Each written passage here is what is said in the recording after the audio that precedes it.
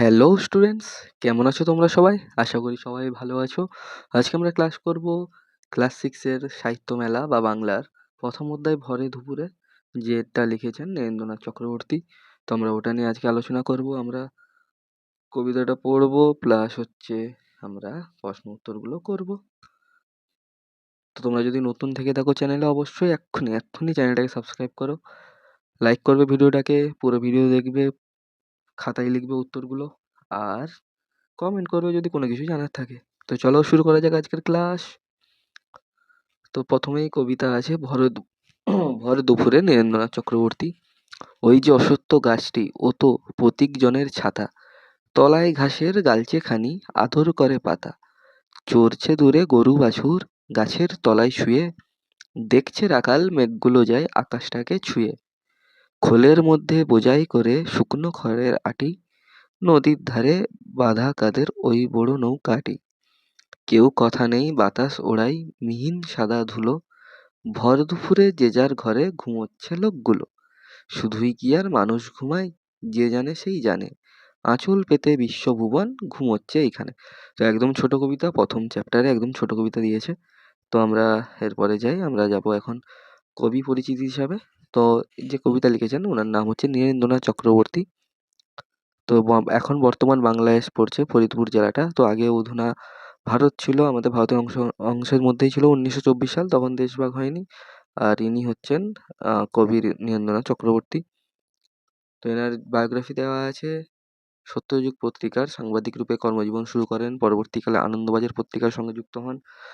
আনন্দবাজার জানো এখন পেপার চলছে, অনেকের বাড়িতে আনন্দবাজার নাই। বহুদিন তিনি আনন্দমেলা সম্পাদনার দায়িত্ব পালন করেছেন। বাংলা কবিতার জগতে কবি নীরেন্দ্রনাথ চক্রবর্তী অত্যন্ত জনপ্রিয় নাম। তার কাব্যগ্রন্থগুলির মধ্যে রয়েছে নীল নির্জন, অন্ধকার বারান্দা, কলকাতার যিশু প্রভৃতি। উলঙ্গ রাজা কাব্যগ্রন্থের জন্য তিনি সাহিত্য একাডেমি পুরস্কার লাভ করেছেন। ওনার একটা খুবই বিখ্যাত কবিতা, সেটা হচ্ছে উলঙ্গ রাজা। কিন্তু উনি এখন বেঁচে নেন। উনি 2-3 বছর আগে মারা যান। তো আমাদের এখানেই প্রথম প্রশ্ন হচ্ছে, নীরেন্দ্রনাথ চক্রবর্তীর জন্মস্থান কোথায়? কোথায় বলো তো? জন্মস্থান হচ্ছে বাংলাদেশের ফরিদপুর জেলায়। তো আমরা উত্তরটা লিখবো যে নীরেন্দ্রনাথ চক্রবর্তীর জন্মস্থান বাংলাদেশের ফরিদপুর জেলায়, একদম সহজ উত্তর। তারপরে দেখো আছে তার লেখা দুটি কাব্যগ্রন্থের নাম লেখো। তো তাঁর লেখা দুটি কাব্যগ্রন্থের নাম লিখবো। তো উত্তরটা লিখবে তোমরা, তাঁর লেখা দুটি কাব্যগ্রন্থের নাম নীল নির্জন, অন্ধকার বারান্দা। এখানে ও দিতে পারো, কমাও দিতে পারো। আমরা এবার যাই মেন যে প্রশ্ন উত্তরে। তো প্রথমেই আছে দেখো, নিচের প্রশ্নগুলির একটি বাক্যে উত্তর দাও। তো প্রথমেই প্রশ্ন আছে 2-1, অশ্বত্থ গাছকে প্রতীকজনের ছাতা বলা হয়েছে কেন? তো আমরা কবিতা থেকে উত্তরটা খুঁজে লেখার চেষ্টা করব। তো উত্তরটা লিখব, গরমকালের দুপুরে পথিকজন অশ্বত্থ গাছের ছায়ায় বসে এবং সূর্যের প্রখর রশ্মির হাত থেকে কিছুক্ষণের জন্য রেহাই পায়, তাই জন্য অশ্বত্থ গাছকে প্রতীকজনের ছাতা বলা হয়েছে। তো তোমরা এখানে একটা কারেকশন করবে।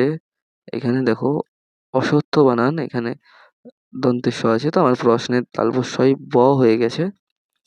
তো তোমরা এই অশ্বত্থ বানানটাই ঠিক হবে।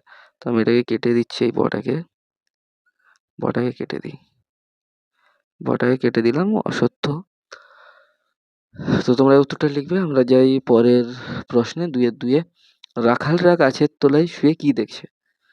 তো আমরা কবিতা থেকে উত্তরটা লিখবো যে রাখালরা গাছের তলায় শুয়ে মেঘগুলোকে আকাশ ছুঁয়ে যেতে দেখছে। এরপরে প্রশ্নে যাব 2-3, নদীর ধারের কোন দৃশ্য কবিতায় ফুটে উঠেছে? কোন দৃশ্য উঠেছে বলো তো? নদীর ধারে কোনো একজনের অর্থাৎ কোনো এক ব্যবসায়ীর শুকনো খড়ের আটি বোঝাই করা একটি বড় নৌকা বাঁধা আছে, এই দৃশ্য ফুটে উঠেছে কবিতার মাধ্যমে। আচ্ছা, এর পরের প্রশ্নে আমরা যাই। পরের প্রশ্নে দেখো আছে, প্রথমে প্রশ্নে যাওয়ার আগে দেখি কিছু শব্দার্থ আছে। শব্দার্থ কাকে বলে বলো তো? শব্দার্থ মানে হচ্ছে ছোট একটা শব্দ কিন্তু তার অর্থটা অনেক। যেমন গালচে, গালচের অর্থ হচ্ছে কার্পেট শর্টে, আর লংয়ে হচ্ছে বৃহতে, ঘরের মেঝেতে পাতার শৌখিন যে ফরাশ তাকে বলে কার্পেট। এখন আমাদের শীতকাল চলছে, অনেকের বাড়িতে দেখবে কার্পেট মেলে রেখেছে। তারপর আছে খোল, ফাঁপা আবরণকে খোল বলে, মিহিন সূক্ষ্ম অতি ক্ষুদ্রকে মিহিন বলে। তারপরে দেখো 3-এর দাগে বলেছে একই অর্থযুক্ত শব্দ কবিতা থেকে খুঁজে নিয়ে লেখো। তো তৃণ, ত্রটিনী, গোরক্ষক, পৃথিবী, জলধর। তো এই অর্থযুক্ত শব্দ কবিতা থেকে আমাদেরকে খুঁজে লিখতে হবে। তো আমরা তৃণ থেকে ঘাস আছে কবিতায়, তৃণ মানে ঘাস, তটিনী হচ্ছে নদী, গোরক্ষক হচ্ছে রাখাল, পৃথিবী হচ্ছে বিশ্বভুবন, জলধর হচ্ছে মেঘ। তো এইগুলো কবিতায় আছে আর এগুলো কবিতায় নেই। তো তোমরা এগুলো পরপর এরকমভাবে লিখে নিবে খাতায়। আচ্ছা, আমরা যাই। পরেরটাই বলেছে ৪ এর দাগের নিচের বিশেষ্য শব্দগুলিকে বিশেষণে ও বিশেষণ শব্দগুলিকে বিশেষ্য পরিবর্তন করো। তো এখানে ঘাস, রাখাল, আকাশ, মাঠ, আদর, গাছ, লোক এগুলো দেওয়া আছে। তো প্রথমে আমরা জানবো বিশেষ্য কাকে বলে। যে পদের দ্বারা কোনো ব্যক্তি, জাতি, বস্তু, গুণ ইত্যাদি নাম বোঝানো হয় তাকে বিশেষ্য বলা হয়। আর বিশেষণ কাকে বলে? যে পদ বিশেষ্য বা সর্বনাম পদের গুণ, অবস্থা, পরিমাণ ইত্যাদি বোঝায় তাকে বিশেষণ বলে। বুঝতে পেরেছো বিশেষ্য আর বিশেষণের মধ্যে পার্থক্য? আর এখানে সবগুলোই বিশেষ্য দেওয়া আছে, বিশেষ্য দেওয়া আছে, আমাদেরকে বিশেষণ করতে হবে। তো দেখো ঘাস দেওয়া আছে, ঘাস থেকে হচ্ছে ঘেঁষো, আর রাখাল থেকে হচ্ছে রাখালিয়া, আকাশ থেকে হচ্ছে আকাশী, মাঠ থেকে হচ্ছে মেঠো, আদর থেকে হচ্ছে আদুরে, গাছ থেকে হচ্ছে গেছো, আর লোক থেকে হচ্ছে লৌকিক। এগুলো সব বিশেষ্য আর এগুলো হচ্ছে বিশেষণ। আমি ভিডিও লং করছি না, ওই জন্য খুব তাড়াতাড়ি বলছি। তোমরা ভিডিও পজ করবে, করে খাতায় উত্তরগুলো লিখে নেবে। আর এই বিশেষ্য কাকে বলে এটাও লিখবে, আর বিশেষণ কাকে বলে এটাও লিখে নিবে তোমরা পাশে। চলো এরপর প্রশ্ন আছে, পাশে দেওয়া শব্দগুলির মধ্যে উপসর্গ যোগ করে নতুন শব্দ তৈরি করো। নদী, আদর, বাতাস। তার আগে আমরা জানবো উপসর্গ কাকে বলে। উপসর্গ মানে হলো কোনো শব্দের আগে কিছু শব্দ যোগ করে নতুন শব্দ তৈরি করা। তো এখানে নদী আছে, আদর আছে, বাতাস আছে, আমাদেরকে কিছু নতুন শব্দ তৈরি করতে হবে। তো নদীর আগে আমরা বসাবো উপনদী, বসিয়ে আমরা উপনদী করব। আদরের আগে বসাবো অনাদর, আর বাতাসের সাথে করব প্রতিবাতাস। বুঝতে পেরেছো উপসর্গ? তোমরা এইগুলো উত্তরের সাথে সাথে উপসর্গ যেটা লেখা কাকে বলে সেটাও লিখে নেবে। উপসর্গের মানে হলো কোনো শব্দের আগে কিছু শব্দ যোগ করে নতুন শব্দ তৈরি করা। তো আমরা এরপরে যাই। ৬ দাগে বলেছে নিচের বাক্য বা বাক্যাংশগুলির থেকে উদ্দেশ্য ও বিধেয় চিহ্নিত করে উদ্দেশ্য অংশ সম্প্রসারণ করো। তো আমরা তার আগে জেনে নিই, কোনো বাক্য যার সম্পর্কে কিছু বলে তাকে উদ্দেশ্য, ও উদ্দেশ্য সম্পর্কে যা কিছু বলা হয় তাকে বিধেয় বলে। তো প্রথমে আছে দেখো ৬ দাগে, ওই যে অশ্বত্থ গাছটি ও তো প্রতীকজনের ছাতা। তো এখানে দেখো ওই বাক্যটির উদ্দেশ্য হলো কি, ওই যে অশ্বত্থ গাছ, আর বিধেয় কি, ও তো প্রতীকজনের ছাতা। আমাদেরকে কি বলেছে, উদ্দেশ্যটা কি সম্প্রসারিত করে লিখতে পারি, ওই যে কচি পাতা ভরা বিশাল অশ্বত্থ গাছটি ও তো প্রতীকজনের ছাতা। তাহলে সম্প্রসারিত বাক্যটা কি হচ্ছে, কচি পাতা ভরা বিশাল। তো আমরা কোনটা যুক্ত করছি, কচি পাতা ভরা বিশাল। তারপরে এতে যাই আমরা, কেউ কথা নেই বাতাস ওড়াই মিহিন সাদা ধুলো। এই বাক্যটির উদ্দেশ্য হলো কেউ কথা নেই, এটাই উদ্দেশ্য। বিধেয় হলো বাতাস ওড়াই মিহিন সাদা ধুলো। উদ্দেশ্যটিকে সম্প্রসারিত করে লিখতে পারি, কেউ কথা নেই মাঝে মাঝে ঝোড়ো বাতাস ওড়াই মিহিন সাদা ধুলো। অতএব সম্প্রসারিত বাক্যটি হলো মাঝে মাঝে ঝড়ো। তো আমাদেরকে উদ্দেশ্য অংশের সম্প্রসারণে এটা লিখবে, এই গোটাটাই লিখে দিবে তোমরা। বা শুধু লিখতে পারো কেউ কথা নেই মাঝে মাঝে মাঝে মাঝে ঝড়ো বাতাস, মাঝে মাঝে ঝড়ো, এটা লিখতে পারো বা গোটা বাক্য লিখতে পারো। এরপরে আছে দেখো, আঁচল পেতে বিশ্বভ্রমণ ঘুমোচ্ছে এইখানে। এই বাক্যটির উদ্দেশ্য হলো আঁচল পেতে বিশ্বভ্রমণ, বিধেয় হলো ঘুমোচ্ছে এইখানে। উদ্দেশ্যটিকে সম্প্রসারিত করে লিখতে পারি, সুন্দর এক আঁচল পেতে বিশ্বভ্রমণ ঘুমোচ্ছে এইখানে। অতএব সম্প্রসারিত বাক্যটি হলো সুন্দর এক। বুঝতে পেরেছো তোমরা সবাই? আমি একটু তাড়াতাড়ি করছি, নাহলে ভিডিও অনেক অনেক লং হয়ে যাবে। তোমরা এগুলো সব পজ করে উত্তরগুলো লিখে নিবে। আর আমি পুরো ডিটেলসে তোমাদেরকে লিখে দিয়েছি উদ্দেশ্য কাকে বলে, বিধেয় কাকে বলে, আর উত্তর পুরো একদম ডিটেলসে লেখা আছে, যাতে তোমাদের বুঝতে কোনো অসুবিধা না হয়, যাতে তোমরা বুঝতে তোমাদের কোনো অসুবিধা না হয়। তো চলো আমরা পরের প্রশ্নে যাই। পরের প্রশ্ন ৭ এর দাগে আছে দেখো, বিশ্বভুবন শব্দে বিশ্ব আর ভুবন শব্দ দুটির একত্র উপস্থিতি রয়েছে, যাদের অর্থ একই, এমন ৫টি নতুন শব্দ তুমি তৈরি করো। তো দেখো বিশ্বভুবন, আমাদের এখানে যে কবিতায় যে শব্দটা আছে, বিশ্ব মানেও পৃথিবী আর ভুবন মানেও পৃথিবী। তো আমাদেরকে ৫টা নতুন শব্দ তৈরি করতে বলেছে। তো আমরা ৫টা নতুন শব্দ লিখবো। ঘর বাড়ি, ঘর যা, বাড়ি তা, লোকজন, লোক জনতা, লোকতা, জগৎ, সংসার, সংসার, জগৎ একই জিনিস, বিশ্ব ব্রহ্মাণ্ড একই জিনিস, আর নদ নদীও একই জিনিস। আমরা নদ নদীর ক্ষেত্রে যখন ইংলিশে রিভার হয়ে যায়, তো নদ নদী মানে একই দাঁড়ায়। বুঝতে পেরেছো তোমরা সবাই? ছটপট উত্তরগুলো লিখে নাও তোমাদের খাতায়। আমরা যাই পরের প্রশ্নে। পরের প্রশ্ন বলেছে, ওই যে অশ্বত্থ গাছটি অংশে ওই একটি দূরত্ববাচক নির্দেশক সর্বনাম, এমন আরো কয়েকটি সর্বনামের উদাহরণ দাও, যেমন ও, ওহা, উনি, ওরা, যারা ইত্যাদি। তার আগে আমরা জানবো যে দূরত্ববাচক নির্দেশক সর্বনাম কাকে বলে। যে সর্বনামের দ্বারা দূরের কোনো ব্যক্তি বা বস্তুকে বোঝানো হয় তাকে দূরত্ববাচক নির্দেশক সর্বনাম বলে। তো দেখো, আমরা এবার উত্তরটা করি। প্রশ্ন উক্ত সর্বনামের উদাহরণগুলি হলো: ওটা একটা গাড়ি, এখানে দূরের বস্তু বোঝানো হলো। এই যে দূরে ওগুলো ভেড়া, দূরের প্রাণী বোঝানো হলো। তাহলে আমরা এখানে কি করছি? ওটা, এই, ওখানে কতকগুলো বটগাছের দড়ি ঝুলছে, দূরের বস্তু বোঝানো হলো। তাহলে সর্বনামের উদাহরণগুলো কি হবে? প্রথমটা হচ্ছে ওটা, ওটা লিখবে তোমরা। আমি পুরনো বাক্যে লিখেছি তোমাদের বোঝার সুবিধার্থে, তোমরা শুধু লিখবে ওটা, এই, ওখানে। এগুলো হচ্ছে নির্দেশকবাচক সর্বনাম। তোমরা পূর্ণ বাক্যেও লিখেও এটাকে গোল করে দিতে পারো নিজেদের বোঝার সুবিধার্থে। তো এর পরের প্রশ্নে যাই। দেখো, পথিক জনের ছাতা সম্বন্ধ পদটি চিহ্নিত করো, কবিতায় থাকা সম্বন্ধ পদ খুঁজে লেখো, আর নতুন সম্বন্ধ পদ যুক্ত শব্দ তৈরি করো। যেমন গোঠের রাখাল, দুপুরের ঘুম। তার আগে আমাদেরকে বুঝতে হবে সম্বন্ধ পদ কাকে বলে। যে পদটি বিশেষ্য পদের সাথে কোনো সম্পর্ক বোঝায় তাকে সম্বন্ধ পদ বলে। তোমরা এইগুলো অবশ্যই খাতায় নোট ডাউন করে রাখবে, যাতে তোমরা আরো পরে তোমাদের সুবিধা হয়, ভালো করে বুঝতে পারো। তোমরা এবার উত্তরে যাই। পথিক জনের ছাতাতে সম্বন্ধ পদটি হলো পথিক জনের। কবিতায় থাকা সম্বন্ধ পদ হলো ঘাসের, গাছের, খলের, খড়ের, নদীর, কাদের, যার। মামার বাড়ি বাঘের গল্প হলো কয়েকটি নতুন সম্বন্ধযুক্ত পদ। তোমরা নতুন সম্বন্ধযুক্ত পদ কি পেয়েছি? মামার বাড়ি আর বাঘের গল্প। তো এইটা হচ্ছে উত্তর লিখবে শুধু, আর এইগুলো তোমাদের বোঝানোর ক্ষেত্রে লেখা হয়েছে।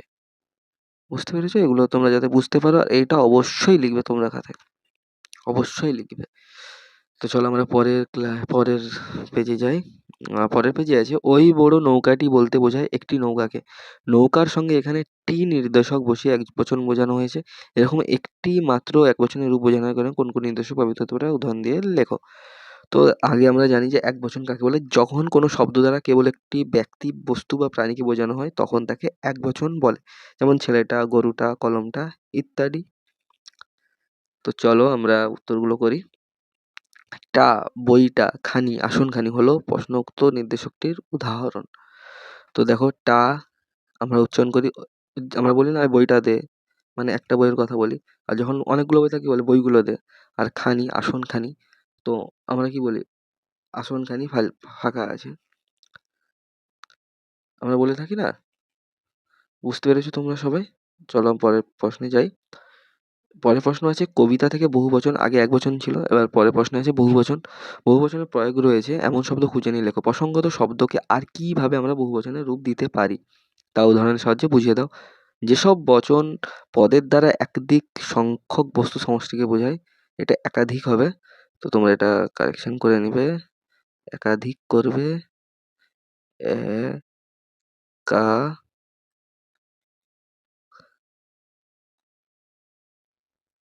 একাধিক, এটা একাধিক হবে। একাধিক সংখ্যক বস্তু সমষ্টিকে বোঝায় তাকে বহুবচন বলে। তো এবার আমরা উত্তরে যাই। উত্তরটা হচ্ছে গরু, বাছুর, কাদের, লোকগুলো হলো কয়েকটি শব্দ। আমি এটাকে ইরেজ করে দিই, নাহলে তোমাদের বুঝতে পারবে না। ইরেজ করে দিলাম। আচ্ছা, এখানে বলছে গরু, বছর, কাদের, লোকগুলো হলো কয়েকটি শব্দ যেখানে বহুবচনের প্রয়োগ রয়েছে। শব্দকে আরো নানানভাবে বহু বচনের, এটা বচন হবে, বহু বচনের রূপ দেওয়া যায়। তো দেখো, গরু বাছুর আমরা বলি এই গরু বাছুর যাচ্ছে, মানে অনেকগুলো গরু বাছুর থাকলে। কাদের, লোকগুলো। তো যেমন আমরা এবার উদাহরণে যাই। একই শব্দ দুবার ব্যবহার করে, একই শব্দ দুবার ব্যবহার করে আমরা বলতে পারি ঘরে ঘরে আলো জ্বলছে। দীপাবলিতে জ্বলে, শবে বরাতে জ্বলে, ঘরে ঘরেও আলো জ্বলছে। শব্দের আগে দুইবার বিশেষণ পদ ব্যবহার করে, লাল লাল ফুলে চারিদিক ছেয়ে গেছে। তো দেখো, এখানে দুবার বিশেষণ পদ ব্যবহার করা হয়েছে, লাল আর লাল। তারপর আছে সম্বন্ধ পদের সঙ্গে পাল বা দল যোগ করে, হাতির দল, হাতির পাল, শিয়ালের দল। আমরা বলি না বন্ধুর দল আসছে, এই খেলা ফুটবল প্লেয়ারের দল আসছে, আমরা বলি। শব্দগুলিকে যেভাবে বহুবচনের রূপ দেওয়া যায় সেগুলো আলোচনা করলাম। বহুবচনের পদ ও শব্দকে কি করে বহুবচনের রূপ দেওয়া যায় তা নিয়ে আলোচনা করা হয়েছে।